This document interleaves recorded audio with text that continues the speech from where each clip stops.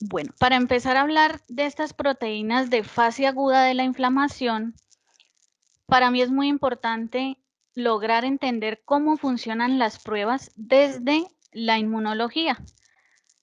La charla se centra básicamente en cuáles son las aplicaciones clínicas y cuál es la importancia de implementarlas a la clínica, pero para poder llegar al final de la charla es importante que recordemos cómo es que se lleva a cabo este proceso, porque más adelante voy a hacer una comparación con otra técnica que es muy común a nivel de la clínica y es el cuadro hemático o el hemograma, ¿cierto? Es lo que principalmente nosotros como médicos empleamos para hacer este tipo de diagnóstico frente a las patologías que tengan este paciente. Pero con el paso del tiempo y con el desarrollo de la tecnología, nos hemos dado cuenta que a veces los hemogramas se quedan cortos frente a la demostración real del proceso del evento que se está llevando a cabo. Y eso va a ser debido a muchos factores. Entonces, para iniciar, vamos a hablar un poco y en un breve resumen cómo es que se lleva a cabo esta inflamación para refrescar un poco los conocimientos, ¿cierto? Y con esto poder entender mejor cuál es la aplicación de las pruebas. Entonces, recordemos que la inflamación no es una enfermedad, ¿cierto? Es una respuesta inespecífica que tiene el organismo que va a producir un efecto saludable en el tejido donde se esté llevando a cabo. ¿Qué me puede causar inflamación? Una lesión a nivel de los tejidos. Esta lesión puede ser causada por distintos factores. Un trauma, un golpe, ¿cierto? A nivel de la cirugía, siempre que se haga un corte a nivel del tejido, se va a generar inflamación, procesos de quemaduras, infartos, crecimientos neoplásicos y las mismas enfermedades autoinmunes. Sin embargo, comúnmente asociamos el proceso inflamatorio exclusivamente a procesos de agentes infecciosos, ¿cierto? Siempre hablamos de que se producen por bacterias, virus, parásitos, hongos. Pero una lesión a nivel del tejido también me genera. Dentro de esta inflamación recordemos que se presentan en dos etapas, ¿cierto? Una etapa aguda, que esa etapa aguda es cuando se genera en una evolución breve, ¿cierto? En un periodo corto de tiempo. Y está una etapa crónica que es donde ya transcurrió esta inflamación con mayor tiempo y ya va teniendo una evolución. Dentro de la aguda, recordemos que se genera una exudación de líquido plasmático, tenemos una activación a nivel de la migración leucocitaria acompañado de la quimiotaxis y gracias a la diapedesis, ¿cierto?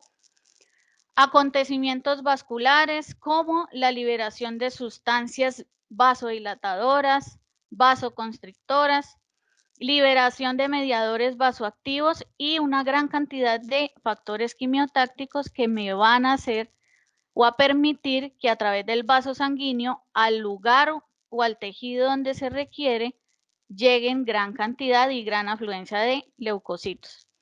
En cuanto a la crónica, como ya es un proceso que transcurre en el tiempo, pues vamos a tener un proceso que va a ir acompañándose de cicatrización. Por lo tanto, tenemos una proliferación de vasos sanguíneos, se va a generar una fibrosis a nivel de ese tejido y dependiendo de la evolución o la gravedad del proceso, pues podemos llegar a tener procesos de necrosis a nivel del tejido. Esta inflamación, ¿cómo la vamos a ver manifestándose clínicamente? Tenemos unas manifestaciones sistémicas que van a depender de la gravedad y de la magnitud del proceso y unas manifestaciones locales. Dentro de esas manifestaciones locales, recordemos lo que siempre vimos en clase, los signos cardinales de la inflamación, el edema, el rubor, el calor, el dolor y la pérdida de la función debido a ese proceso inflamatorio. Y a nivel sistémico es lo que observamos cuando recibimos los pacientes a nivel de la clínica. Tenemos manifestaciones neuroendocrinas, tenemos manifestaciones metabólicas, vamos a tener cambios a nivel del balance proteico del organismo, tenemos manifestaciones hepáticas y lo común con lo que medimos principalmente a través del hemograma son los cambios hematopoyéticos. ¿Cómo se lleva a cabo todos estos cambios a nivel sistémico? Recordemos que inmunológicamente el organismo, dependiendo, permítanme, voy a poner aquí un indicador, dependiendo del tipo de lesión que se esté generando o del evento que se esté llevando a cabo, ellos van a activar unos indicadores o unos marcadores.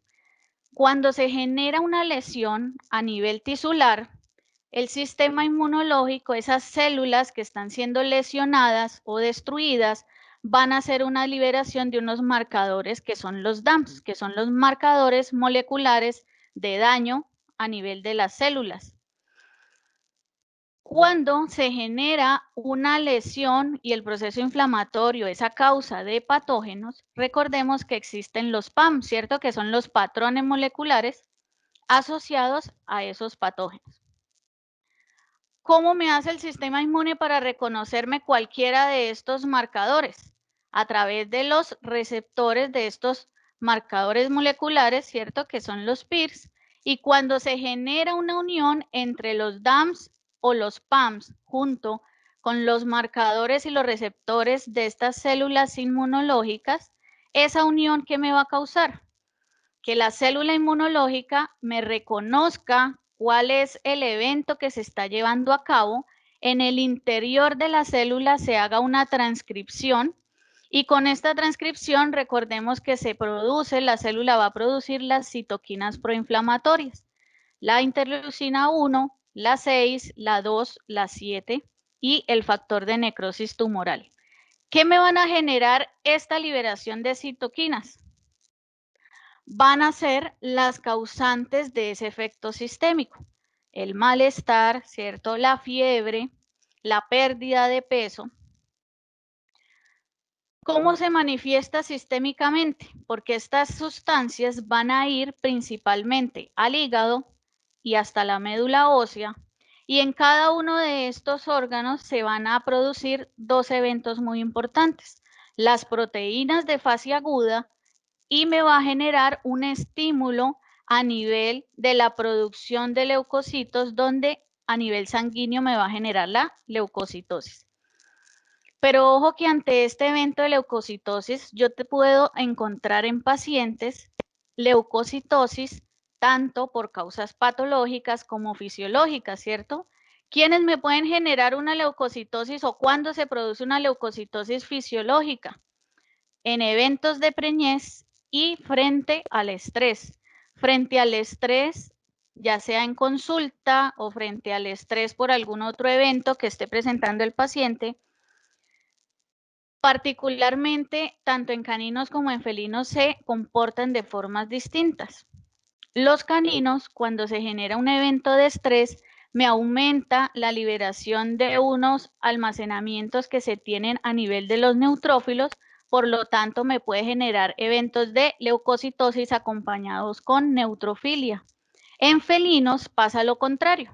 Frente a eventos de estrés, un felino es capaz de generarme leucocitosis y adicional a esa leucocitosis va acompañada con linfocitosis.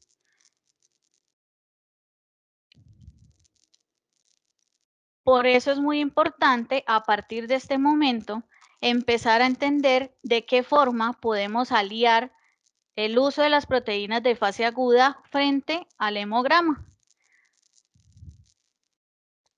Esas proteínas de fase aguda pues son unas proteínas plasmáticas que el hígado es el órgano principal que va a encargarse de fabricarlas. ¿A partir de qué? De un estímulo generado por esas citoquinas proinflamatorias. Ellas van a aumentar y se van a, o en algún caso, ya les voy a explicar porque ellas se dividen en dos tipos de proteínas, se aumentan o se disminuyen en un 25% durante este evento inflamatorio. Por lo tanto, ellas van a estar clasificadas en proteínas de fase aguda positivas o que se conocen como reactantes positivas y las de fase negativa o reactantes negativas. Dentro de las positivas, quiere decir que se aumentan frente a un proceso inflamatorio. En un paciente sano, en un paciente normal, estas proteínas deben estar dentro de rangos normales o en un rango muy bajo. Principalmente el sistema de complemento, que a nivel inmunológico es súper importante, proteínas de coagulación, si el evento que se generó fue un corte a nivel del tejido, ellas son muy importantes en ese momento. Proteínas transportadoras que se encarguen de capturar y de recoger esas sustancias o esos elementos que podrían favorecer el crecimiento de patógenos. Entonces esas proteínas transportadoras se encargan de hacer eso, de quitar elementos que puedan necesitar los patógenos. Y las proteínas C reactiva y la amiloide acérico, que es la base de esta charla. Dentro de esas también tenemos la ferritina, la fibronectina y el angiotensinógeno. Las proteínas de fase aguda negativa son las proteínas que frente a un evento inflamatorio, si éstas se aumentan, las negativas se van a disminuir. Vamos a tener disminución a nivel de la albúmina, la transferrina, la globulina ligadora de tiroxina y el factor 12 a nivel de la coagulación. En un paciente sano, ¿qué voy a encontrar? Que no esté frente a un evento inflamatorio. Las de fase aguda positivas en un rango normal y estas van a estar en un rango normal porque se van a estar produciendo, pero frente a un evento inflamatorio, estas van a estar aumentadas y estas van a estar disminuidas. Por lo tanto, aunque estas proteínas no me permiten conocer la ubicación exacta, es decir, conocer que ese proceso inflamatorio se esté generando ya sea a nivel intestinal, a nivel uterino, ¿cierto? No permite ubicarlo, generar una ubicación de esta patología, sí me permite y es muy útil clínicamente para detectar en esos pacientes con leucocitosis, pero que yo los veo clínicamente bien, poder descartar o confirmar si realmente hay un evento patológico.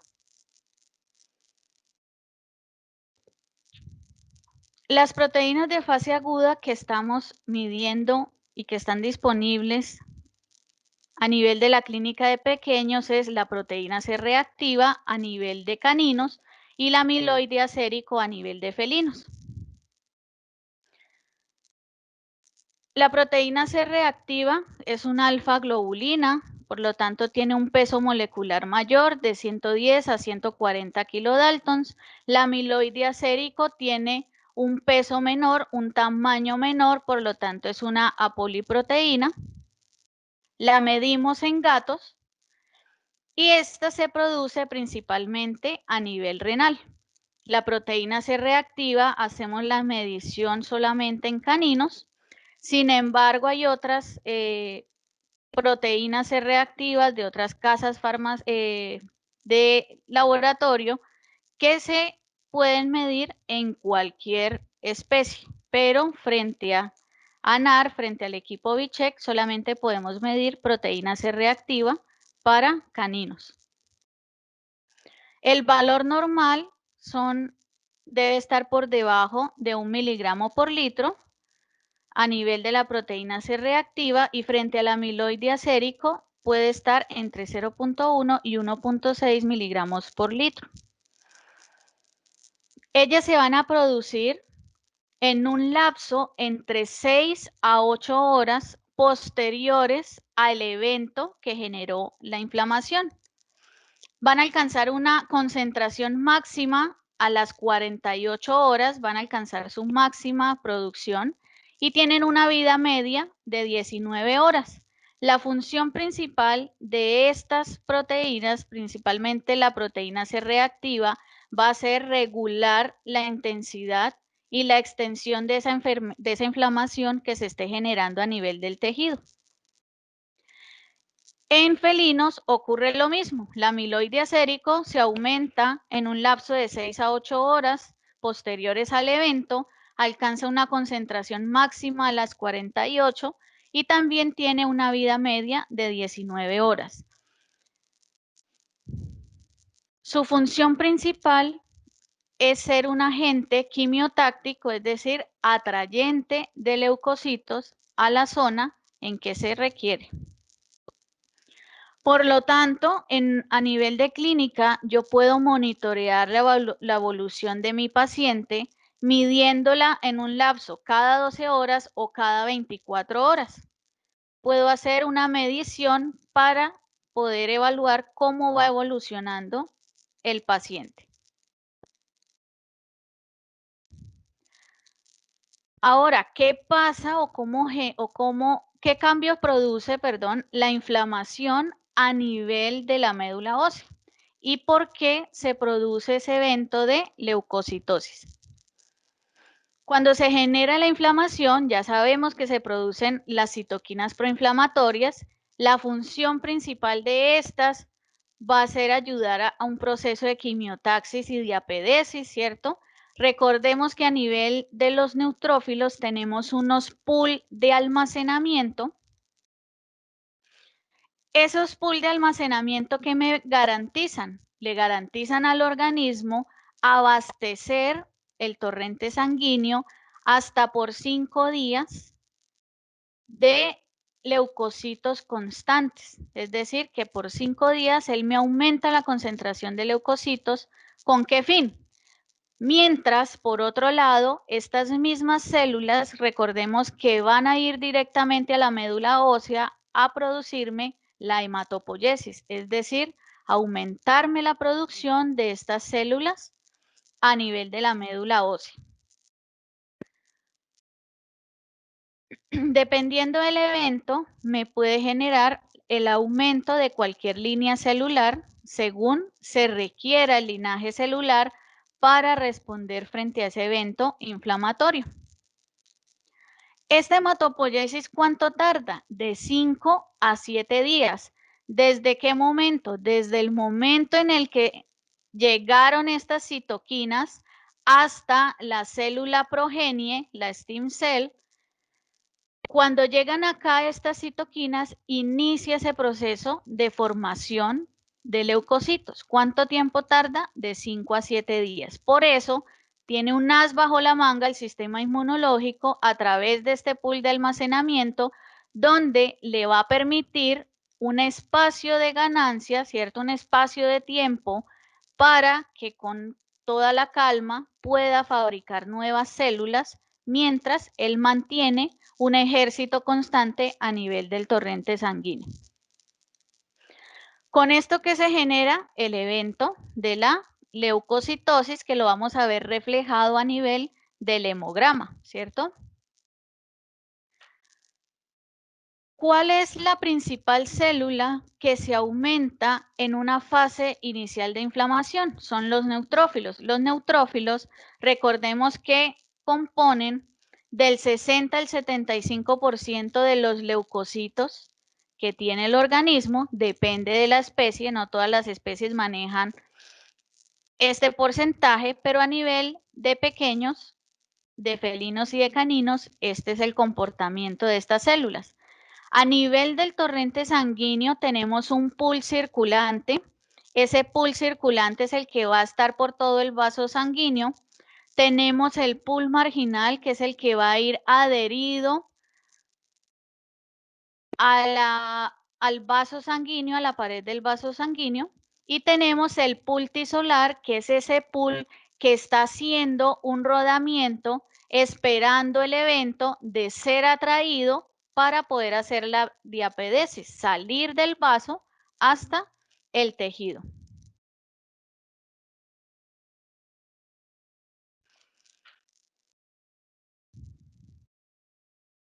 ¿Qué otro pool maneja el organismo? Cuando estos se ven alterados a nivel de la médula ósea, se tiene lo que es el pool mitótico y el pool de maduración.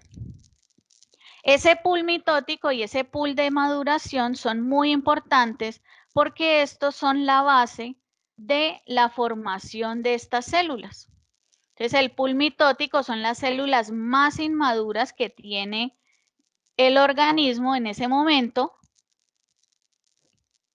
Y el pool de maduración es cuando hacemos referencia a los metamielocitos y a los callados, a las células en banda.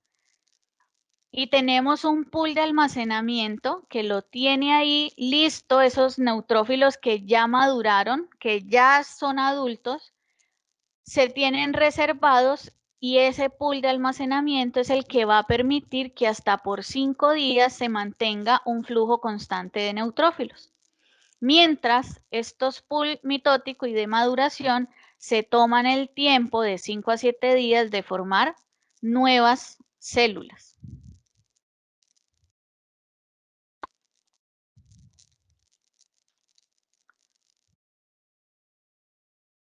Entonces, frente a esto, se puede generar una leucocitosis fisiológica, una leucocitosis de estrés o una leucocitosis debido a un proceso inflamatorio. ¿Cómo podemos complementar nuestro diagnóstico a nivel de la clínica? Y vamos a ver qué ventajas tienen la fase aguda, las proteínas, y qué desventajas tiene basar nuestro diagnóstico solamente en el uso del hemograma. Las proteínas de fase aguda nos van a permitir evaluar el estado de salud del paciente, ¿cierto? Recordemos que ellas en un paciente normal, en un paciente sano, con salud, deben estar disminuidas o deben estar casi imperceptibles. Frente a un evento tanto fisiológico, que ya hablábamos del estrés y de la gestación, va a generar un evento de leucocitosis, así como también puedo estar teniendo pacientes con procesos patológicos. Por lo tanto, las proteínas de fase aguda me van a permitir identificar si realmente esa leucocitosis puede ser debido a un proceso inflamatorio. El hemograma depende básicamente de la respuesta de la médula ósea y esa respuesta de la médula ósea depende del estado en que se encuentre esa médula. Si tenemos pacientes inmunosuprimidos o con una lesión a nivel de médula donde está desprovista de estas células progenias, pues no va a tener la capacidad, por más citoquinas que tengan, de generar esa respuesta. Y si no puede generarme la respuesta, no me va a producir leucocitosis, por lo tanto no lo voy a ver reflejado a nivel de la evaluación de la sangre. ¿Listo? Dependiendo de la concentración de esas proteínas de fase aguda, podemos reflejar la gravedad de ese proceso inflamatorio. Si tenemos pacientes de hemogramas que estén bajo el tratamiento de glucocorticoides o de AINES, de antiinflamatorios, me va a afectar ese recuento leucocitario. Puedo emplearlas como un monitoreo durante todo el proceso de tratamiento para poder evaluar cómo está evolucionando mi paciente. No lo puedo hacer de la misma forma y con la misma rapidez con un cuadro hemático, ¿cierto? ¿Qué ventajas tiene la proteína? Que las puedo usar aún en pacientes que estén con tratamiento de glucocorticoides o de antiinflamatorios, como los AINES, porque no se me van a ver afectada la concentración de estas proteínas bajo estas sustancias. Aún teniendo pacientes que ya estén en un proceso de recuperación, puedo tener pacientes que me mantengan una leucocitosis constante aún en estado de recuperación. Y ahorita en la siguiente diapositiva se los voy a mostrar con casos que les traigo a continuación. Mientras que estas proteínas de fase aguda me permiten evaluar ese estado de recuperación del paciente. ¿Y esto por qué se debe o a qué se asocia? Recordemos que desde el evento en que se genera esa inflamación, se empieza a causar una estimulación a nivel de la médula ósea, donde cada estímulo día a día va a generar que de 5 a 7 días se estén produciendo nuevas células leucocitarias. Por lo tanto, si este proceso inflamatorio inició hace 10 días atrás, pues ahorita tengo un proceso inflamatorio que lo voy a observar como leucocitosis, pero aún así, con el tratamiento que yo esté generando, esas células me van a seguir mostrando un aumento y a veces con el paso del tiempo observamos en esos pacientes que ya se les instauró un tratamiento que en vez de disminuir los leucocitos antes van en aumento. ¿Por qué se debe? Porque recordemos que desde el primer evento inflamatorio, desde que se genera esa respuesta, la médula ósea ha estado estimulándose. Si todos los días se genera una nueva estimulación, pues todos los días se van fabricando nuevas células, que recordemos que todas las células tienen un periodo de vida, una vida media. Por lo tanto, por eso es que en algunos pacientes hasta podemos observar que en vez de disminuir, van en aumento esas células. Si tengo esa duda y quiero conocer si realmente ese tratamiento está surtiendo efecto, pues me apoyo de las proteínas de fase aguda. Recordemos que el pico máximo es hasta las 48 horas y una vez que se soluciona ese evento inflamatorio, vuelven a su estado normal. A modo de ejemplo, les traigo estos casos clínicos que fueron contrastados hemogramas frente a la proteína de la fase aguda. En este caso tenemos una hembra labrador de 8 años, estaba entera al momento en el que se presentó este evento, estaba generando una secreción vaginal mucoide al momento después de que le pasó el celo y presentaba una dinamia, estaba inapetente, tenía una temperatura de 39.9. Por lo tanto, el primer examen, ¿cierto?, que acostumbramos a hacer a nivel de la clínica es un hemograma. En el hemograma observamos que aún con esta signología que presentaba la labradora, no observamos una respuesta leucocitaria a este evento. ¿Por qué sé que sí había un evento inflamatorio? Por la fiebre. La fiebre no se produce de la noche a la mañana, ¿cierto? Entonces, aún teniendo este recuento inflamatorio, yo sabía que había un proceso que se estaba llevando a cabo. ¿Qué le recomendé al médico? Apóyese en una proteína de fase aguda para determinar si realmente hay un evento inflamatorio. ¿Y qué sorpresa nos llevamos? Que la proteína reactiva estaba en 75 miligramos por litro. Indagando con la propietaria, esta perrita estaba, porque llevaba un año atrás, perdón, con tratamiento con corticoides. Y recordemos que los corticoides me tienden a hacer un proceso de inmunosupresión. Por eso era que esta perrita no me estaba generando un indicio de que había un proceso inflamatorio. Al apoyarse posteriormente con el resultado de esta proteína C reactiva, se hace una ecografía donde se estaba generando un piómetra. Entonces, miren la utilidad de esta proteína C reactiva. En este otro caso tenemos un schnauzer que fue diagnosticado con pancreatitis, un schnauzer de 14 años. Gracias a que se usó una prueba que también se puede realizar y es muy importante porque es una marcadora de pancreatitis, uno va a la fija con ella, Es la lipasa pancreática específica, tanto para caninos como para felinos. La pueden encontrar en el mercado. Y a nivel de la primera lectura, nos arrojó una lipasa pancreática, perdón, con un valor mayor a 873, perdón, y el rango que indica que hay procesos de pancreatitis es que el resultado esté por encima de los 200. Esto fue el 25 de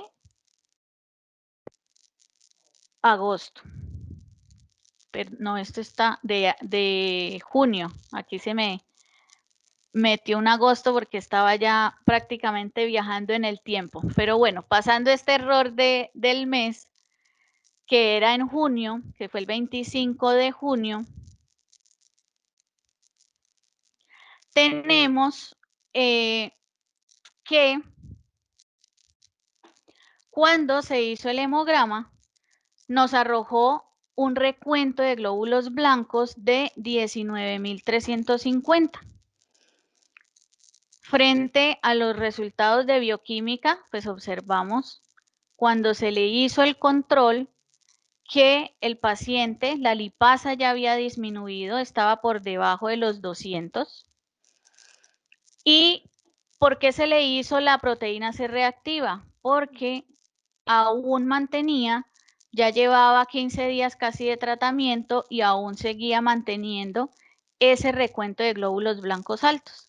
Entonces, frente a esa leucocitosis permanente, se le hace la proteína C reactiva para evaluar cómo va ese proceso.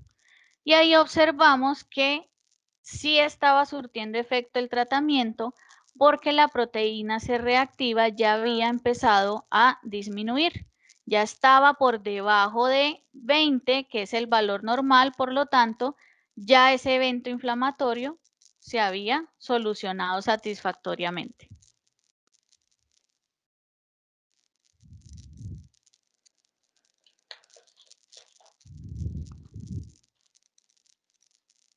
Voy a darle el paso a la doctora Tatiana, que nos va a hablar referente a cómo podemos aplicar estas proteínas de fase aguda a nivel de la clínica.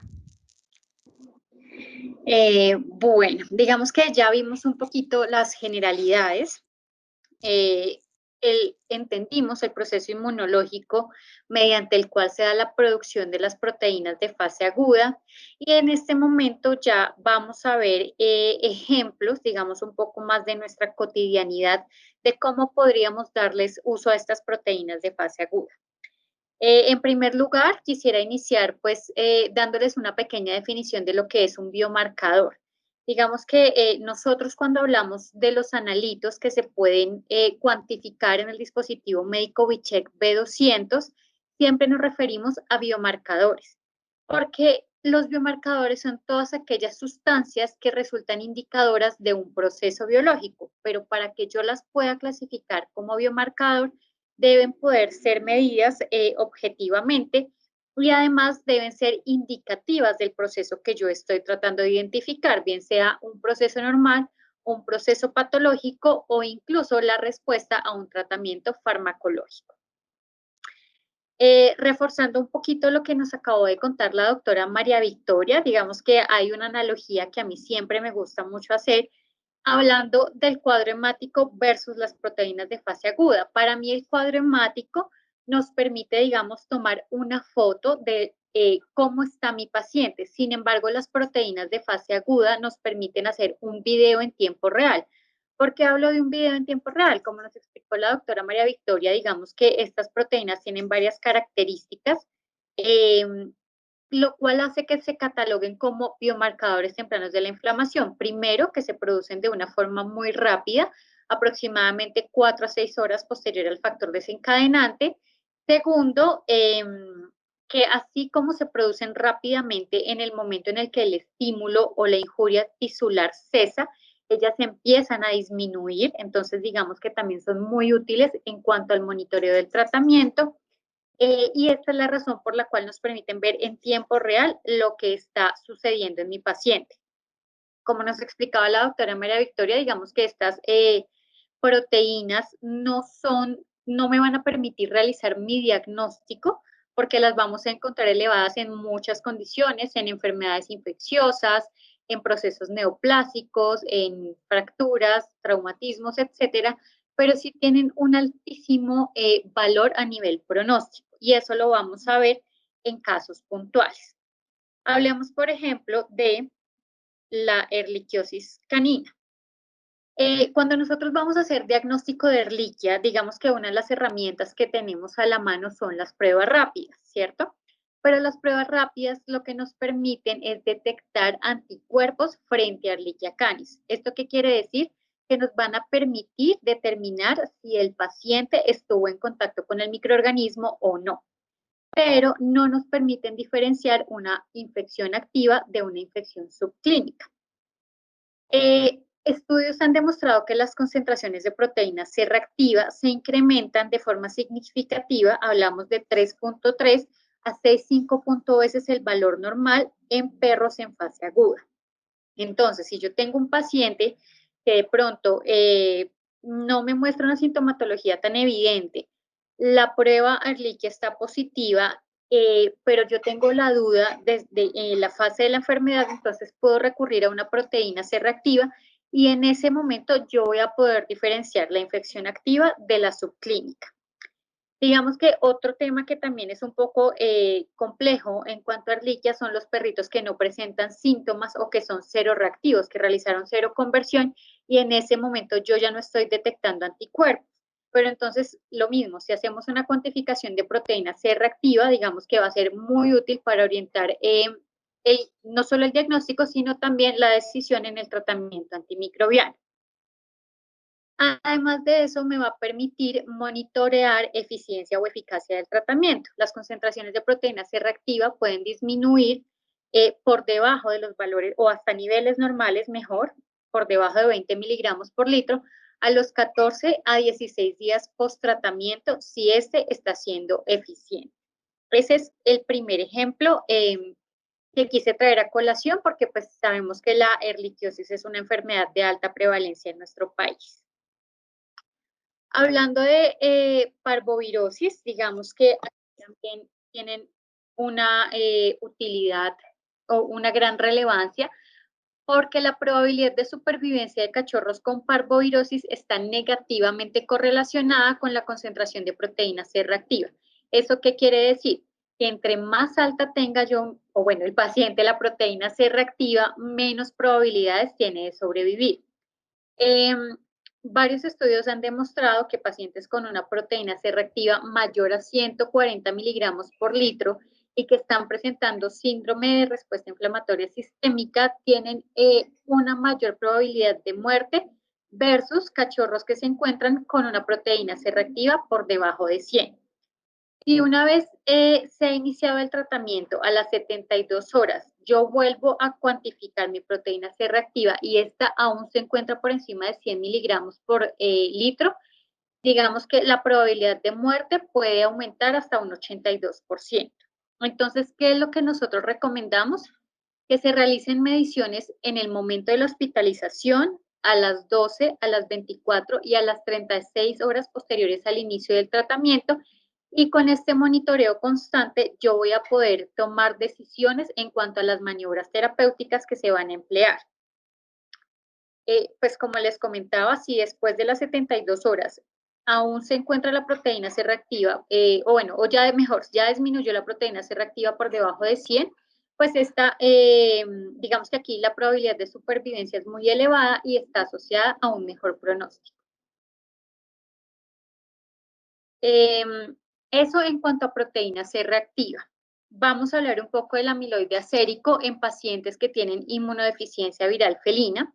Digamos que la inmunodeficiencia es una enfermedad que tiene diferentes fases y que puede cursar o que puede tener diferentes comportamientos dependiendo del estado inmunológico de mi paciente. Se ha demostrado que, o mejor, se emplea normalmente la cuantificación de la carga viral y la concentración de amiloide acérico como predictores de la progresión de la enfermedad.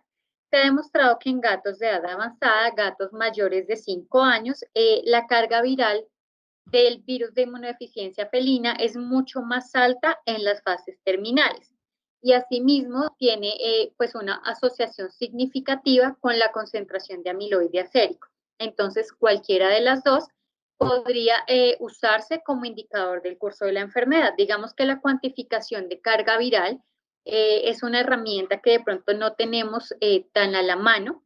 Entonces, si no podemos recurrir a ella, aquí el amiloide acérico, pues nos permitiría también determinar cómo está avanzando la enfermedad en este paciente.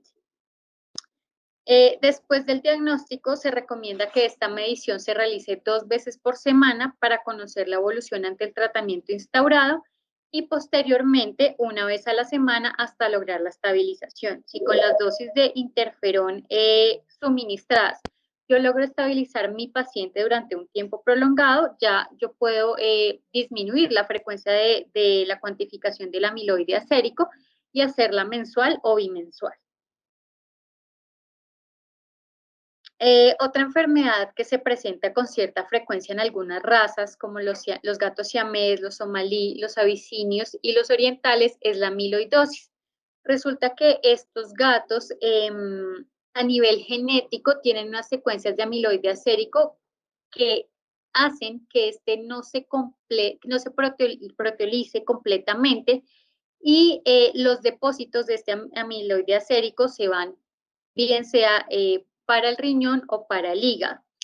En el caso de los abisinios, el riñón es el órgano blanco y en el caso de los siameses es el hígado. Entonces, digamos que en gatos de estas razas que sabemos que tienen de por sí una predisposición genética para sufrir de estas enfermedades, es importante que cuando ellos ya están llegando pues a una edad avanzada, empecemos a hacer monitoreo del amiloide acérico, pues precisamente para tomar las medidas pertinentes. Cuando hablamos de procesos neoplásicos, aquí vamos a hablar en las dos especies, tanto en caninos como en felinos. Digamos que las proteínas de fase aguda son especialmente útiles para la monitorización de pacientes que se encuentran en quimioterapia. El incremento marcado de estas proteínas nos va a permitir detectar recaídas incluso antes de que el paciente empiece a mostrar sintomatología y es muy importante hacer seguimiento de estas proteínas porque también son indicadoras de metástasis. Entonces, pues aparte de todos los marcadores tumorales que podemos emplear, las proteínas de fase aguda también, si nosotros, digamos, hacemos un seguimiento constante de las mismas, si vemos que se empiezan a elevar, entonces también nos van a permitir, digamos, anticipar una metástasis o una recaída del paciente. Digamos que en pacientes que ya están en un proceso neoplásico, lo recomendado es realizar control de proteínas de fase aguda de forma semanal y dependiendo de la evolución del paciente, digamos que si la quimioterapia está surgiendo efecto, pues podrían hacerse también de forma mensual. Bueno, aquí vamos a hablar un poco de pancreatitis. Digamos que la pancreatitis es una enfermedad que es muy difícil de diagnosticar en clínica veterinaria por la inespecificidad de sus síntomas.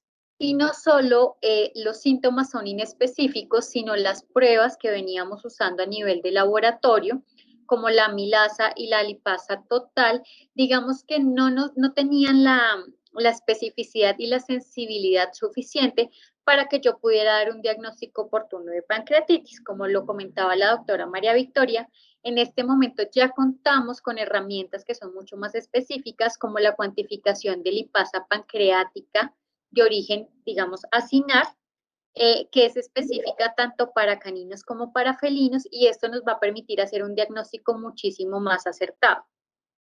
La pancreatitis, al ser un desorden o un evento de tipo inflamatorio, pues también nos va a generar un aumento en las proteínas de fase aguda, tanto proteína C reactiva como para caninos y amiloide acérico para felinos. En caninos, la proteína C reactiva puede alcanzar un valor de hasta 250 miligramos por litro en pacientes con presentación crónica versus pacientes que están presentando una pancreatitis aguda donde el valor no supera los 100 miligramos por litro. Digamos que algo que es fundamental es realizar el monitoreo constante de estas proteínas en pacientes, pues digamos, posterior al tratamiento, porque se ha observado que estas disminuyen significativamente en un lapso de 3 a 4 días post-tratamiento. Digamos que en pacientes que después de instaurar el tratamiento, estas proteínas de fase aguda se mantienen elevadas, la pancreatitis suele ser letal. Entonces aquí también cobran un alto valor a nivel pronóstico. Em, digamos que, ¿qué es lo ideal o qué es lo que nos recomienda la literatura en este momento? Que para el diagnóstico nosotros empleemos la lipasa pancreática y para el seguimiento podemos utilizar las proteínas de fase aguda. El seguimiento también lo podemos realizar con las lipasas pancreáticas. Digamos que aquí tenemos una ventaja grandísima y es que el equipo nos permite obtener resultados de forma cuantitativa. Es decir, yo voy a obtener un valor eh, de en cuánto está la concentración de mi lipasa, ¿cierto? Si yo aplico el tratamiento y yo veo que el valor de la lipasa o de las proteínas de fase aguda empiezan a disminuir, es porque la maniobra terapéutica que yo estoy efectuando está generando el efecto esperado. Entonces, digamos que el hecho también de que sean pruebas cuantitativas nos da mucho mayor información para el tratamiento de nuestro paciente. Por último, pues tenemos las enfermedades musculoesqueléticas, que digamos son muy importantes porque afectan hasta un 30% de la población canina adulta y a un 90% de felinos mayores de 12 años, digamos que tienen una alta prevalencia y son enfermedades que generan muchísimo dolor y muchos síntomas en el paciente. Digamos que el diagnóstico normalmente se basa en radiografías y en diferentes hallazgos en el examen físico, pero aquí también las proteínas de fase aguda, tanto la proteína C reactiva como el amiloide acérico, entran a jugar un papel muy importante porque reflejan la inflamación y algo que es fundamental es que se correlacionan con los niveles clínicos del dolor. Entonces, digamos que volvemos a lo mismo, son muy fieles al estado de mi paciente. La idea es instaurar tratamiento y realizar también un seguimiento, digamos, constante, y esto me va a permitir evaluar de forma objetiva la eficacia del mismo. Digamos que, bueno, lo que reporta la literatura es que el seguimiento a pacientes con enfermedades musculoesqueléticas en ocasiones se realiza recurriendo a punciones o a extracción del líquido sinovial para ver qué tanta celularidad hay en este líquido, pero digamos que las punciones pues obviamente son mucho más dolorosas, mucho más incómodas para el paciente y pues teniendo en cuenta todo lo que nos explicó la doctora Mara Victoria frente a la dinámica de los leucocitos en los diferentes compartimentos, pues digamos que no siempre va a ser tan fiel a lo que yo espero. Entonces, la cuantificación de proteínas C reactiva que se puede hacer en muestras de sangre va a ser mucho menos dolorosa y va a ser mucho más cómoda para el paciente. Entonces, en ese sentido también son muy útiles. Nos permiten valorar la tendencia general del estado inflamatorio y lo mismo, si yo apliqué un tratamiento adecuado, pues puedo tener niveles normales entre 1 y 4 semanas post-tratamiento. ANAR Health Technologies. Innovación que transforma.